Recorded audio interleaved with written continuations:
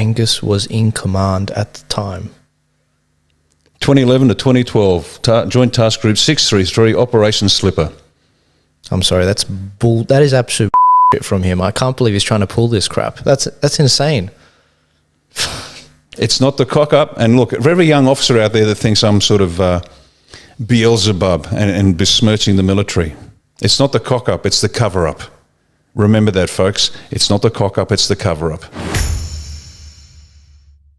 So last week we broke the news that there was a Afghanistan report that was released, and we were obviously quite on edge because of some of the lies that were thrown out there, some of the kabuki theatre, as you said, that was thrown out there. Have you dug into this a bit more this week, Riccardo, and what have you found? Well, let's just put it this way. There are Scud missiles flying across the serving and retired ADF internet, and the comments. There's a lot of anger out there, a lot of deep and profound anger, but here's some advice I received.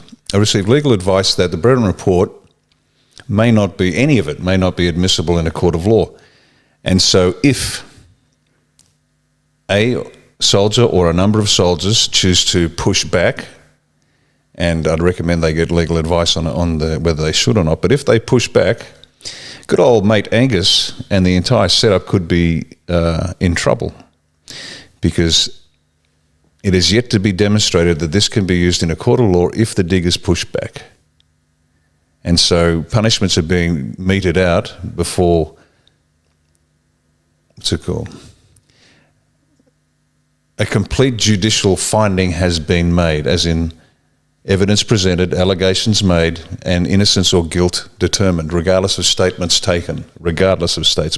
Yes, I'd done it. Well, let's have a look at that.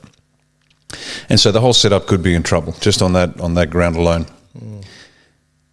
Next, what else we heard? Oh, the responses from the Prime Minister, excuse me. That's all right, we'll cut that. The responses from our erudite leaders. Scott Morrison was distressed, apparently. Well, not as distressed as covering up for 28 VIP pedophiles. So I've got to ask the question, what are we being distracted from looking at here? So the PM's distressed, but not so distressed about VIP pedophiles that he wants to pursue that. So good on you, Scotty. Silent Scott. Then we had our Defence Minister. Our Defence Minister. She said she was physically ill when she read the report. She said she was physically ill when she read the report. Really? Well, Defence Minister, you should toughen up, princess, because we don't pay you to respond like a guest on Oprah. We expect you to respond like an adult with an iron constitution and do your bloody job.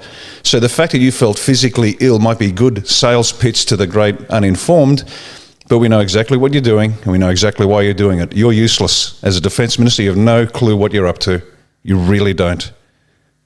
And what was the last one? Oh, Andrew Hastie. Oh, good old Andrew Hastie, the go-to guy for the government whenever they need a cover-up. Not a cover-up, because that insinuates there's something illegal going on, but certainly a distraction. Let's call it a distraction. So he wrote a piece. It was eloquent. It was poignant.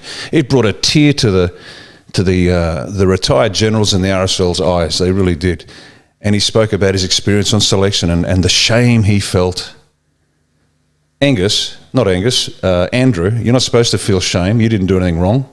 So you don't feel shame. You get in there and fix it. You're part of the freaking government, mate. Technically speaking, you're not. You're part of the parliament.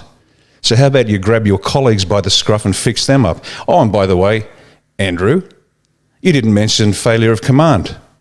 Not once. So as lovely as your piece was, it was completely irrelevant. And a lovely sales pitch again to the uninformed. But I can tell you, mate, you, Angus, and the Minister, you got some scuds coming your way from retired and currently serving defence personnel. They're not getting away with it. Now, one more point. Remember how we said that the brass might be protected? Who was in command of the various organisations that were deployed? Well, there's no conflict of interest here, but good old Angus was actually commander of the Joint Task Group 633 in Operation Slipper, which was running the war in Afghanistan. So now Angus is assessing whether he himself is actually culpable to any degree. Any conflict of interest there, folks? Angus didn't tell you that, did he? God, no, of course not. Of course. Good old Major General Angus, he got a Distinguished Service Cross for that sterling effort of leadership of the Joint Task Group.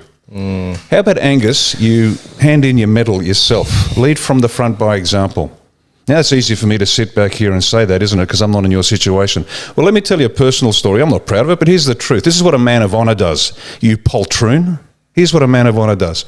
After I returned from my tour in the Middle East as the national commander in Kuwait, very short little tour, but I was there, I got a call from my replacement. And he said, mate, they're checking up on the phone bill and yours is a little bit big.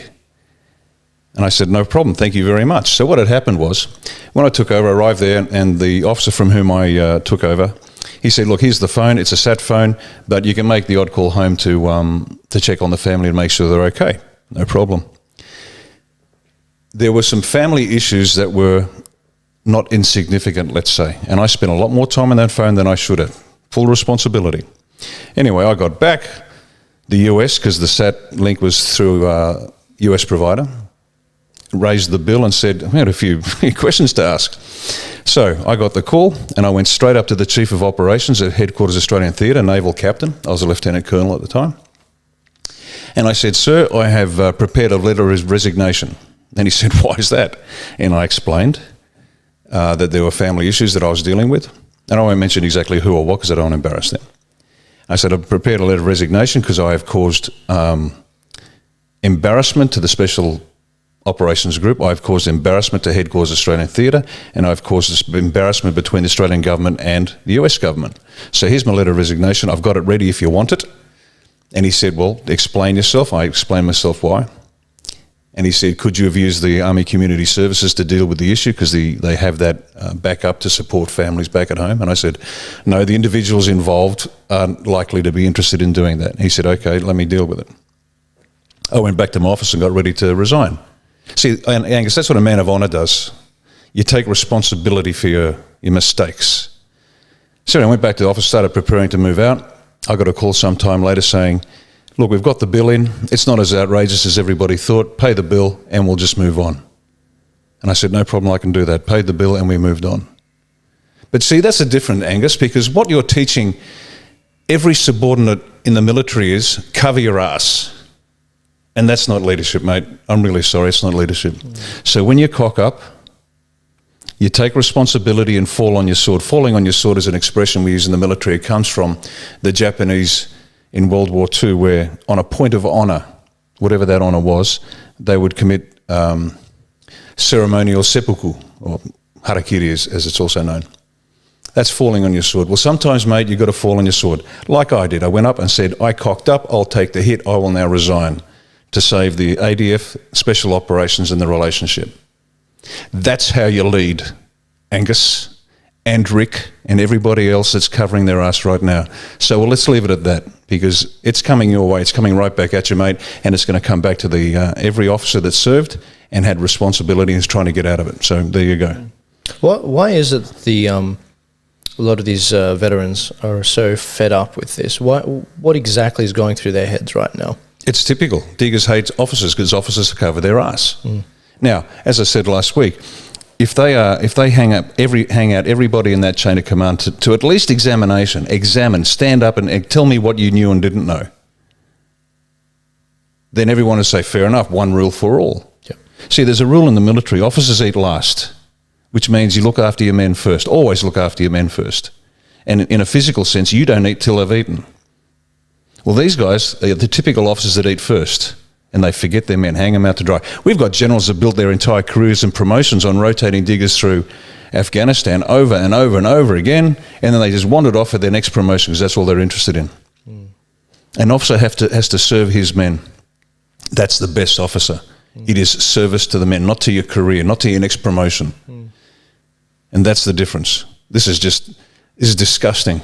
It is so utterly disgusting to a soldier. Civvies don't get it, and I understand that. No, yeah. But to a soldier, to watch an officer sell you out like that, it just reinforces every prejudice diggers have against the commissioned ranks. That's why I ask, because city folk over here, I did a little bit of cadets in school, but that's nothing compared to what you guys are doing. It's a completely different infrastructure.